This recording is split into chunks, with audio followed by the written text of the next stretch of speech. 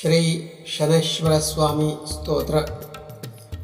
ओम नीलांजनसमाभासं रविपुत्रं यमाग्रजं छायामार्तण्डसम्भूतं तं नमामि शनैश्चरम्।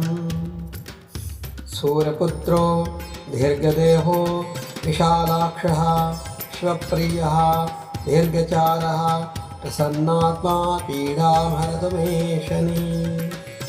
पौनस्तः पिङ्गलो बभ्रुः कृष्णो रौद्रोऽन्तको इव शौरिः शनैश्चरमन्दः पिप्पलादेव संस्तुतः। ॐ शनैश्वराय नमः। ॐ शनैश्वराय नमः। ॐ शनैश्वराय नमः।